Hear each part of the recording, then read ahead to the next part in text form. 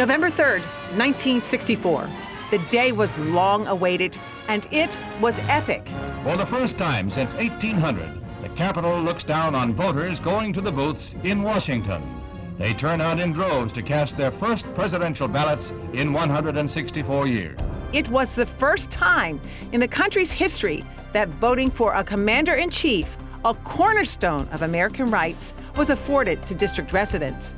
More than 160 years after Congress terminated the limited voting rights D.C. residents did have, the 23rd Amendment was passed, giving men and women in the capital city a modicum of power through the ballot box.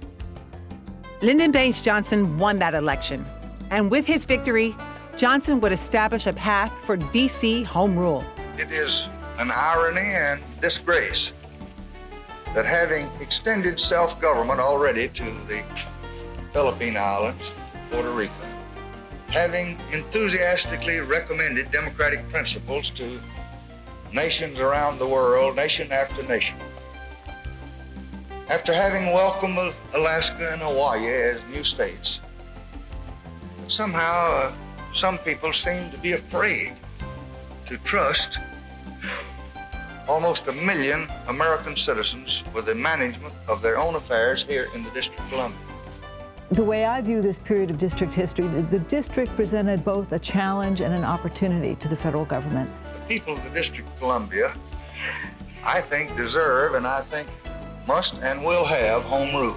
President Johnson wasn't the first U.S. president to champion voting rights for D.C. residents. Harry Truman, Dwight Eisenhower, and John Kennedy all voiced their support. But it was Johnson who did more than simply talk about it. He reorganized the basic structure of D.C. governance, creating the mechanism that would lead to home rule. The Reorganization Act, which was something very radical and done by President Lyndon Johnson. He took the 3-person commission and transformed it into a 9-person legislative body, and all of these persons were appointed. And this was the beginning of the expansion of the maximum feasible participation notion, that you're going to get more people involved into what was going on. And this was also consistent with this whole notion of poverty program and lifting the people up. This administration today, here and now, declares unconditional war on poverty in America. Johnson's push to eradicate poverty nationwide underscored D.C.'s growing social needs that would be best addressed by a local governing body. Advocates kept up the pressure, knowing the path to home rule, to self-determination had its challenges, many challenges. Since the beginning and continuing, there were several key issues that get worked out. One is governance and the relationship between governance and representation. The whole question of how should you govern this thing called the District of Columbia, and who should be represented. Another issue that has continued over the period is the question of whose interests should be protected. From the very beginning, there was this struggle between the business class and local residents and federal interests. So trying to work out those relationships have continued, and they are getting worked out in this period as well. During the 1960s, the nation was plagued by chronic social strife. Riots broke out in Black communities from coast to coast. Black Americans wanted more and needed more. They were fed up and fired up. They wanted equality and access to better jobs, better housing, and better education. Urban policy pushed cities in this period, and urban policies, desegregation, highways, public housing, urban renewal, all put stresses on the cities that the district in particular was unable to respond to. D.C.'s mostly African-American population was stifled and suffering. Change had to come, and home rule was part of that change. The events following the assassination of King accelerated the need for home rule in the District of Columbia. There were a lot of issues that needed to be addressed in the city, transportation, housing, the effects of urban development, and the expression of outrage as a result of the assassination of King just highlighted the fact that we needed a new form of government in order to manage the city. And I would put it in context, too, that by 1968, across the country, many of the cities were seen to be unmanageable. Starting with Watts in '64.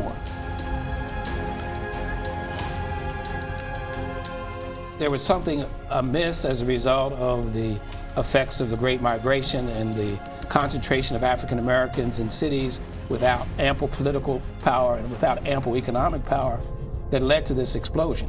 And so you had these tensions that needed to be addressed, and part of that resulted in the home rule government. Congress was both a friend and a foe in D.C.'s struggle for self-determination. And sometimes support came from unexpected quarters. The Nelson Commission was very important in the move toward home rule. Anchor Nelson, the representative from Minnesota, chaired the Nelson Committee. He was also a member of the House District Committee.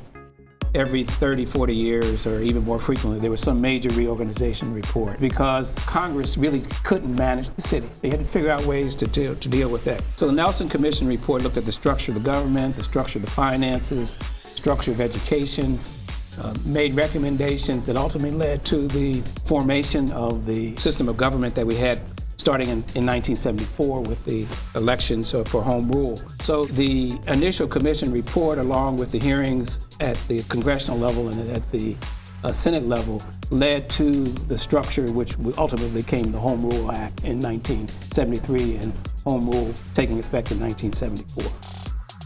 President Johnson's reorganization of city management was a big step. The Nelson Commission's report endorsing home rule was another big step. But despite these positive steps, there were those who doubted D.C.'s ability to govern itself, and so they came up with yet another step. In 1968, they moved toward an elected Board of Education. They dry run to see how well the citizens of the District of Columbia participated in the electoral process. And so they saw that it could work. And you must note that many of the early council members who were on the council had been previously on the Board of Education. So it got people in a position to know how the process worked. It let them dry run and test and see how things could work. And from then on, they moved into an elected city council. The momentum was there, and the payoff, home rule, just a few years away.